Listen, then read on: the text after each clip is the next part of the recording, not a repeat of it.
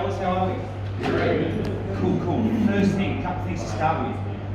I'm not a trained medical person, I'm not a counsellor, I am none of those things. What I am is I've been a little bit unlucky and I'm still fucking here. So I just sort of kept going and stuff. So I just want you to know that, Katie asked me, I've never done this sort of talk before. I've never done a mental health one before. But it's obviously worthwhile, and if we can all get something out of it and sort of maybe move a little bit further ahead with wherever you are in your life, then I'd be so wrapped. So let's see what we can do.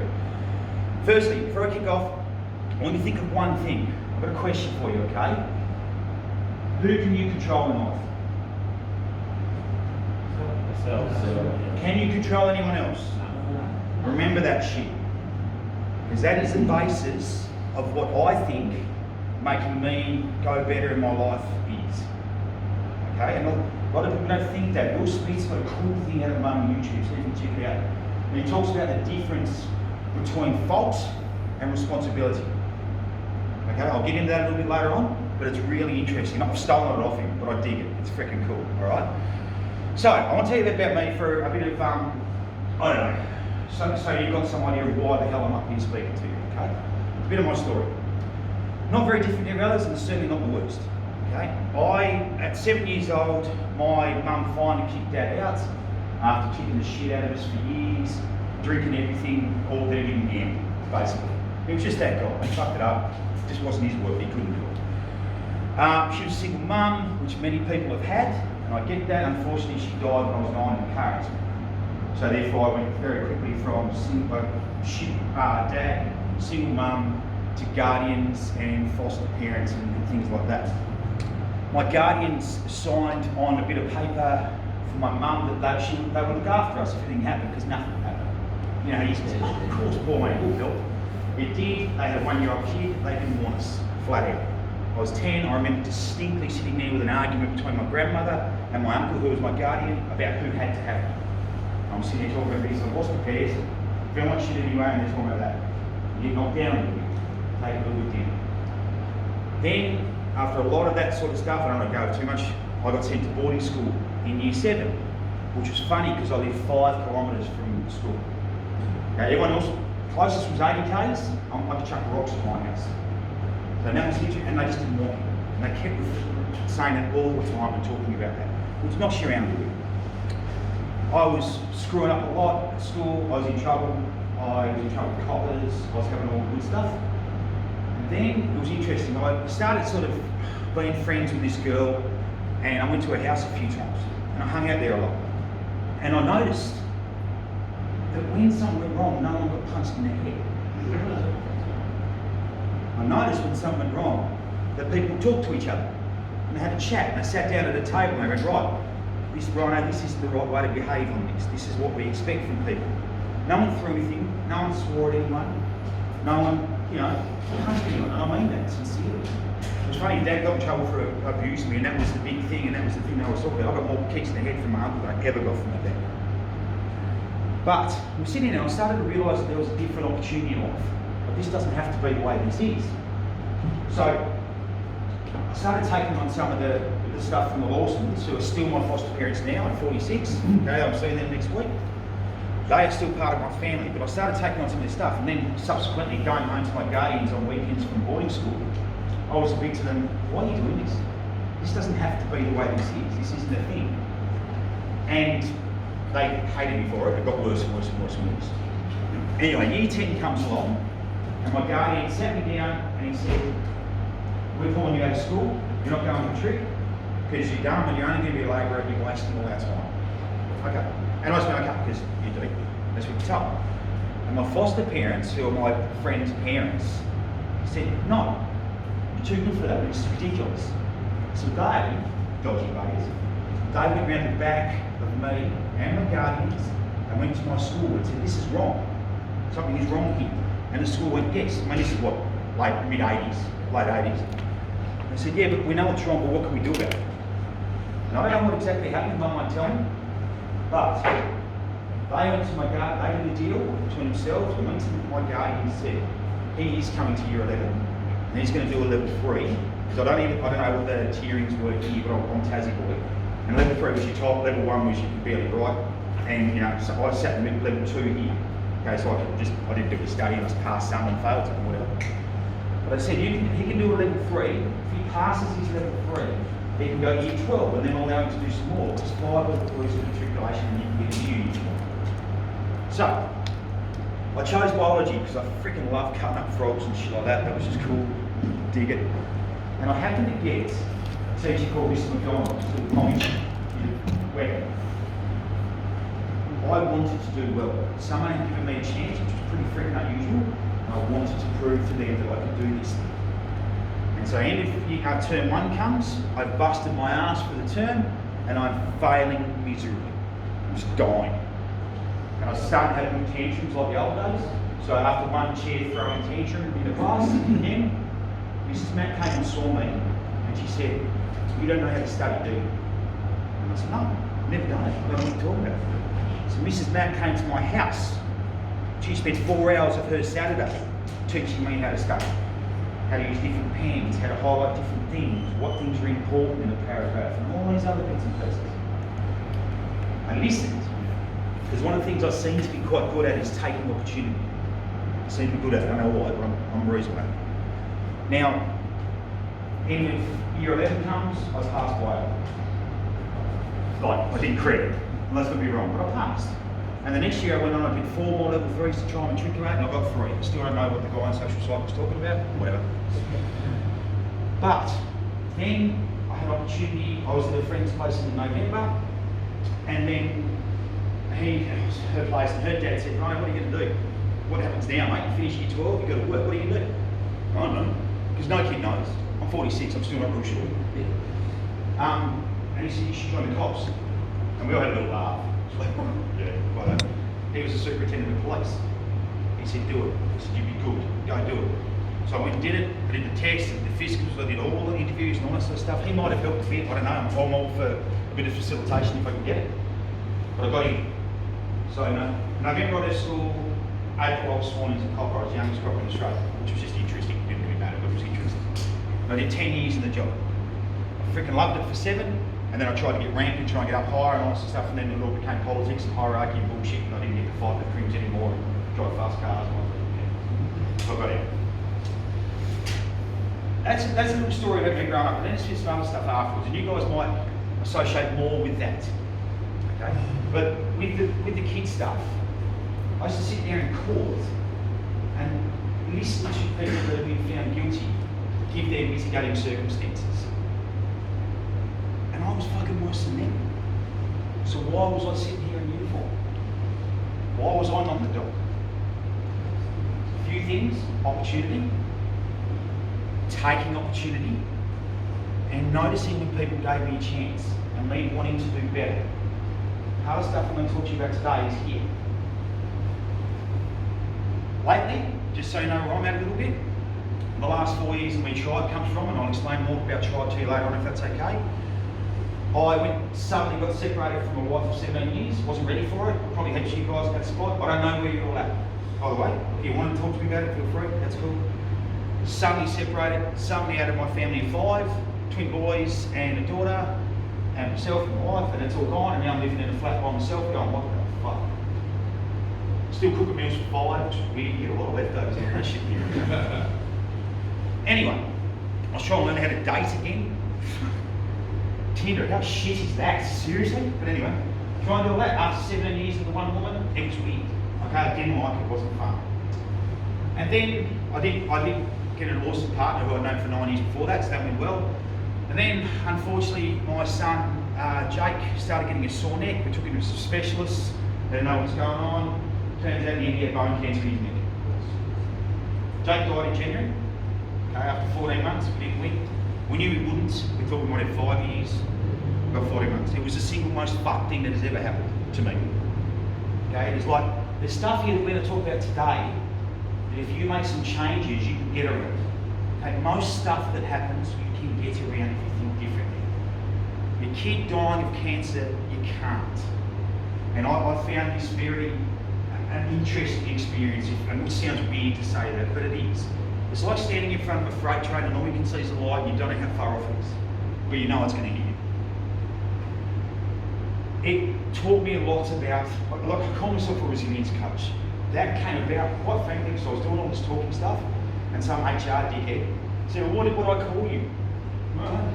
So I went to the pub with my mates, fuck what I get called? And mates would be pretty resented, so I thought that was it. So I don't know, that's where that comes from sort of thing. But Jake's death was mercifully a lot easier than we hoped. And I know that sounds weird, but we were told he'd be in a wheelchair, he'd be unable to speak and unable to eat. And my son looking at me, unable to tell me what was wrong, killed me. And I didn't get that, but I had plenty of dreams about it.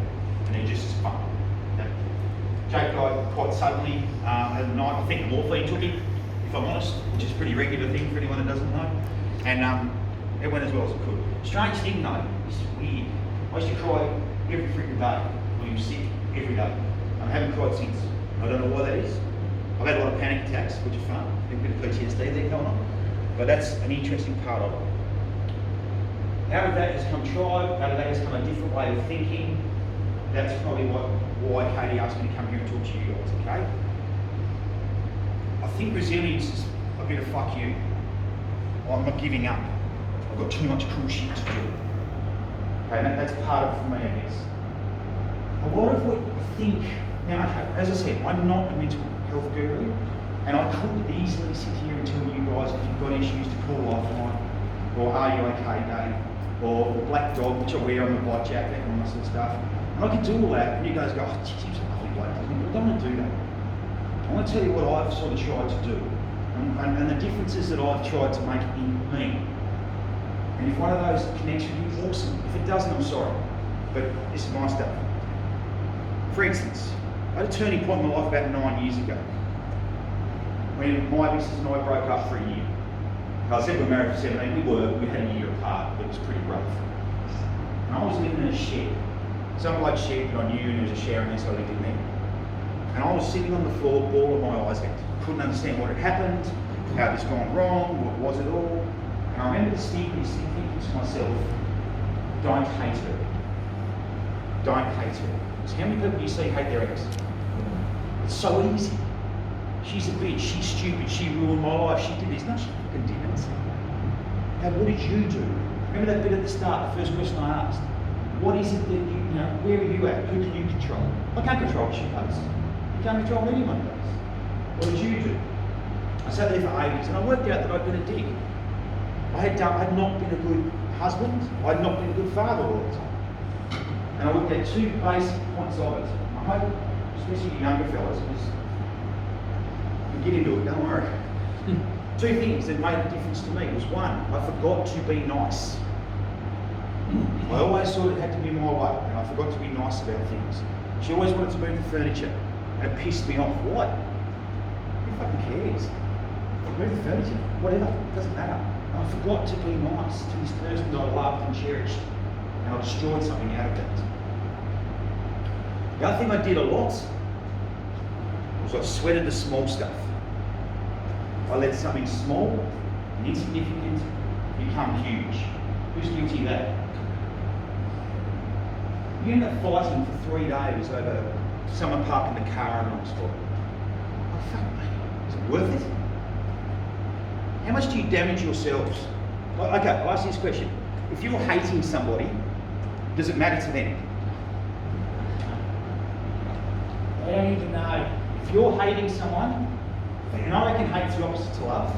And if you love someone, that's pretty intense. So I'm not saying if you have a mild dislike for someone. If you're hating someone, they don't even know. Who are you hurting? So why the fuck are you doing it? What does it matter? Is it important? Is it worth it? And these are all these things I've had a chance to think about and talk about and discuss and try and figure out in my life. This has helped me. I don't sweat the small stuff anymore. My missus adds, and Matt know my missus really well, she's a freaking funny one, she's a weapon. But every time we go in the car, we have what's called an LMF. Last minute fuckery. She's got to jump out of the car and jump back in and do 10 things. We end up sitting in the car going. Awesome. But it's her. I tell you what though, 10 years ago, I would have been an arsehole about that. Just do it. What's it tough? It's 5 minutes later. Sometimes I lie to her about when we've got to leave. But how much stress and how much effect on my mental health has that saved me? How much better is that for me? There's no fights. We've never had a fight. We could, but there's no point. My ex and I fought every day. Every freaking day. About something. And it's stupid. And it's bullshit. And stop freaking doing it. Because all this is about you. No psychologist will make you better. No teacher will teach you things. Okay, you can listen and learn, but it's you who's doing it. No coach is actually making someone go, look, you can have the greatest skilled athlete in the world. If he doesn't listen to the coach and he doesn't train, is he any good? But he's got to do it. So you guys have got to do this. If you want change, if you always do what you've always done, you always get what you've always got, don't you? So you need to fix it. And you are the only one that can. The fault and responsibility thing that I said about Will Smith earlier, I think that's cool. How much time do you spend on worrying about whose fault something was? There's a fuck up. Something went wrong. Whose fault is it? Question. Does it matter? There's faults and there's responsibility. The question is, who is responsible for fixing that? If you had a disaster when you were a kid, whatever it may be, for me, getting my head punched in by my uncle all the time, it's just not a good day. I did get him back in the He got one. Oh, I've probably got more, but I still got one on him. But I can sit here, like those guys in the dock that are doing the mitigating circumstances and all stuff. I can sit there and say, oh, my uncle did this and it wasn't fair and it's no good. That's true. It wasn't fair. And it is shit. And it wasn't my fault. But it doesn't fucking matter. It doesn't matter if it's your fault. It matters what is your responsibility to fix it or to move on with it. Sometimes you've got to step over it, guys. Jake's death. We did nothing wrong. He was 18 when he died, just so you know. Just 18. He never smoked. The only time he ever drank was when he was a little kid and I used to get him to go get beers from the fridge for me and taxi me on the way home. He never did anything wrong. So who do I blame? Doctors tried their best, nothing they did worked. Okay, they did a massive operation. He had titanium up his neck, so he had no vertebrae. He had radiation, he did all these massive things and nothing worked. Should I blame them? There's no one to blame. It just is what it is. But it is my responsibility to me, to Jake, to my friends, to my family, to move on from that. And in truth, the way I deal with Jake is quite simple. I love him, I miss him, I tell him. When I feel that thing hit me, which it does, I move on from that. And that gives me a little bit of closure in me to be able to do that. But I don't sit in the same fucking spot going, oh, that's not fair, it's shit, it's not fair. People break like that. You know them, you've met them. And they're the ones in the pub. No one likes a pub more than me, I can guarantee you that. But I don't sit there at 5 o'clock early opener and get wasted all day because I'm sorry, I don't remember. I think about it. I reminisce about it. I wonder how I'm going with things and I move forward. Because the biggest thing you have to do in life is keep moving forward. I'm not sure who said this quote, a lot of people say it's Churchill, but it's a good one. If you're going through hell, keep going. Don't stop. Don't smell the roses. No one wants to be there. Keep going. Like I said, about 2 months after Jake died, I was talking to a guy about, he mentioned Jake, and it was like a bear was chasing.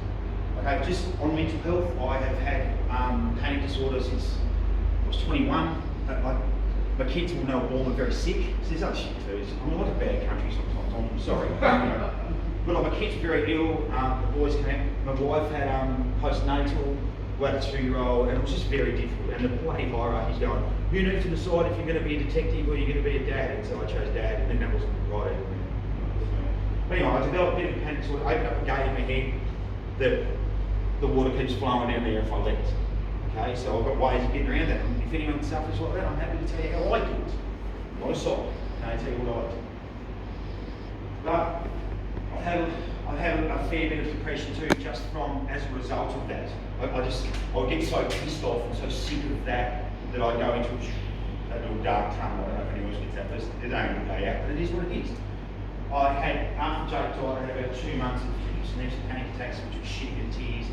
What I do with a panic attack, I basically go to myself, come on, bring it, because panic attacks are a fear of fear, which is pretty hard. But for me, it's like, nah, okay, bring it, that's the best you've got, go for it, enough practice. So take that if you will, I will help somebody out there. One thing, one issue I have I don't understand suicide. I can sit here and say, oh, don't do it, it's selfish, all these sort of things that people say. I don't know, guys. I've never thought of it. In everything I've done, I have a little thing in me that says, don't give up. Keep going. Tomorrow could be awesome. That's right, and that's how I sort of do it.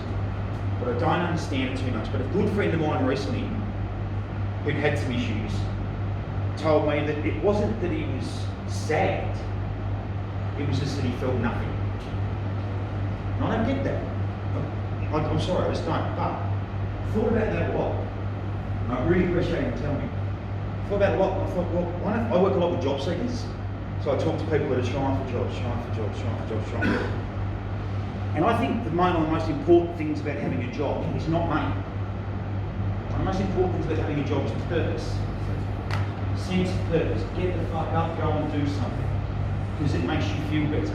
When Jake was very sick, I was devastated. I was in a bad place. I remember consciously making sure my feet went on the ground, I got in the friggin' shower, I got dressed, and I would go to a cafe or something like that, and I was a commercial real estate agent back then, and I would do jobs. Just because I had to get out of the house. If I stayed home, nothing would change.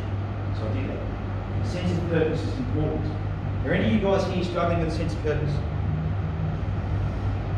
If you are, volunteer. Do something. Volunteering is fucking wicked, and it's not because, oh, look at me, I'm helping someone. It's you're getting helped. People ask me about Tribe, can I volunteer? And I say, if you turn up, you already are. You don't even know it. Like I said, volunteering is amazing. It has helped people. Firstly, volunteering will give you connections. Life is who you know, guys. Is it not? Do you agree with that? If you don't know anyone, you're fucked. Go know someone. Tribe is all about knowing people. Right? It's about community connections. It's about getting something for yourself by connecting with other people. So do that thing. If you're sitting there, if you like animals, go volunteer in there. We've got a great, I'm over at Redcliffe obviously, and we've got 99.7, the community radio station. It's run by volunteers. I've sent 2 guys that I freaking love it. They're selling stickers and they're putting out t-shirts and they're like, some of them are going to be on the radio eventually, but that's not what it's all about. It's about a sense of purpose, it's about a sense of being. Make sure you have that in your lives. Because sitting around looking at your toes all the time going, my life's fucked. Guess what? It is.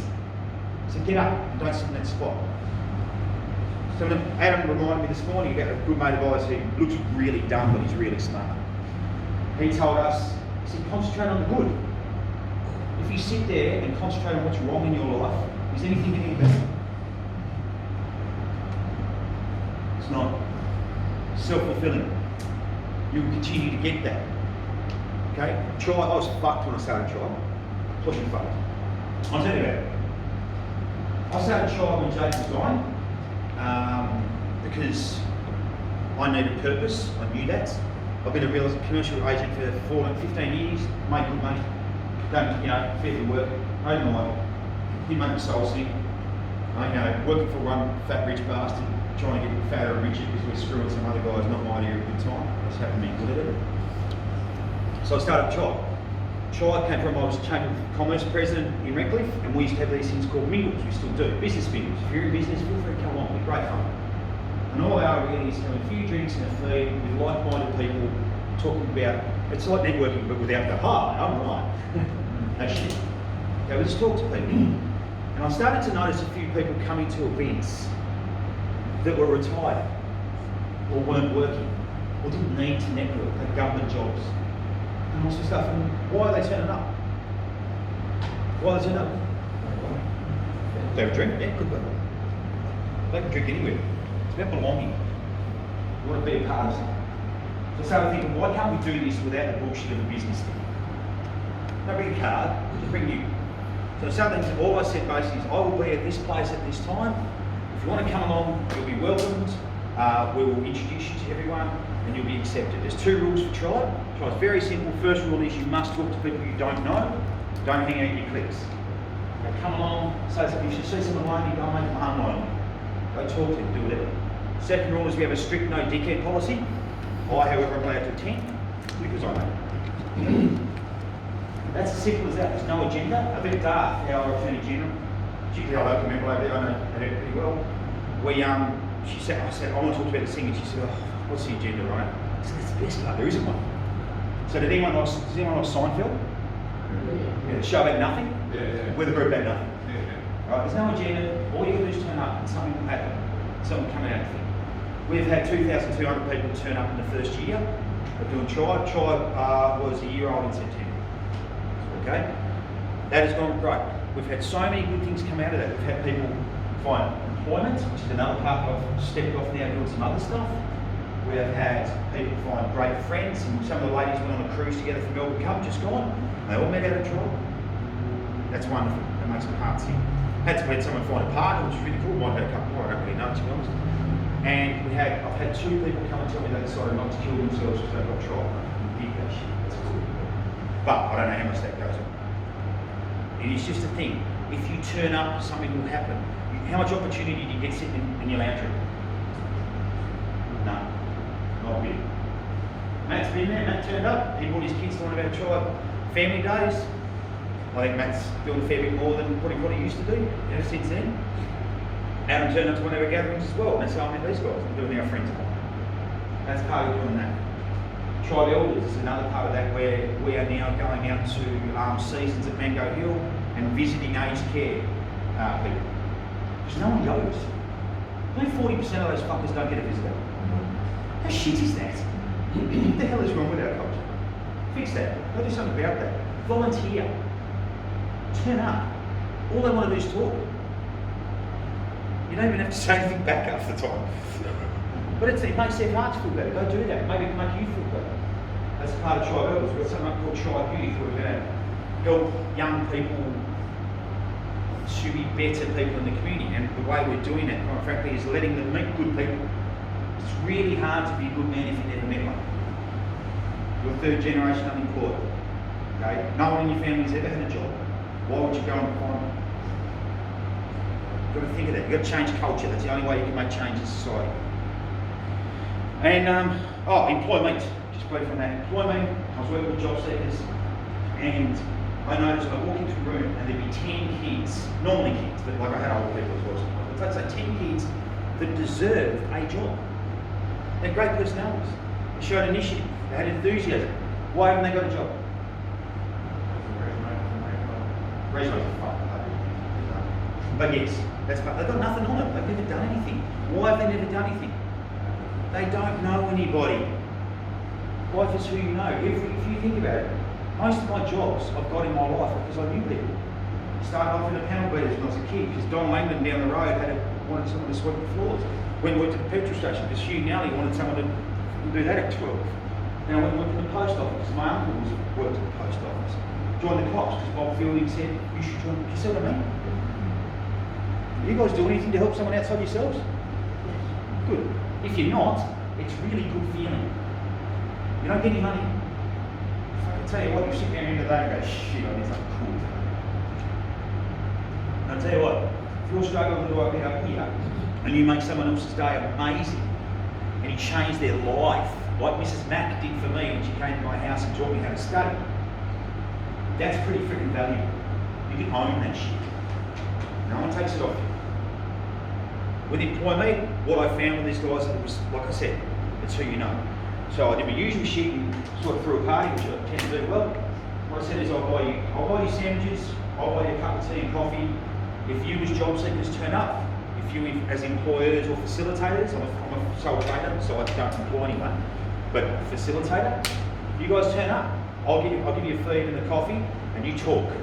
Don't bring a resume. No one, it's not a job interview. Don't ask a kid what they can do for the rest of their life, because like I said before, I'm 46 and I'm not real sure. They're allowed not to know. They might do, they might do 5 jobs in their lives. How are they supposed to know what they're doing? What they need to do is something right. So what we do is we put it together and they have a chat, and so far we've got about 15 jobs out of doing it. We've had 4 events, we've had about 300 people, maybe a bit more, turn up to them. It's cool, because I tell you what, from you guys that are employers out there, you employ on, correct me if I'm wrong, you employ on personality, initiative, and enthusiasm. Do you agree with that? Skills, don't know about skills. I'm talking about young people. If you're a fucking brain surgeon, have a skill, by all means. But if you're at an entry level, you don't know anything, teach them. If they're great people, they will learn. So give them a chance. So if you guys want to do anything of that, go for it. I'm going to start wrapping up now, because you guys want to go bowling, I'm missing a meal day. But I'm open for questions. If you've got anything you want to ask, let's have a question session, that's cool. But biggest thing I want you to take away from this, on my feeling of men's mental health, which is what we're here for, is that it's up to you. No one's going to fix you. No one can fix you. If you continue to think life's shit, it's going to stay shit. It's not shit. It's fucking awesome. Look out there. Sun's shining, birds are singing. Okay? The only time it's over is death. When you die, that's it. I mean, I'm sorry, I'm very atheist, so apologies. Whatever you believe, so that's fine. But for me, that's the only stop. That's the only time it ends. So firstly, don't check out. There's cool shit just over the horizon, you just don't know about it yet. But if you get up and you do something differently, you will find that cool shit. And your life will be better for it. Start today. Do something different today. Okay, if you feel like, go for a walk, do something, change your way of doing things. Because that'll start changing you up here, and you'll feel better. So do me a favour, if I've meant anything to you today in this chat, go change your lives a little bit. Start small, keep walking forward. If you're going through hell, keep going.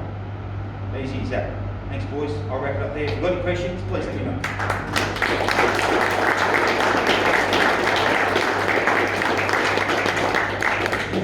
Questions, comments, abuse? Thank you, Ryan. I want to get something.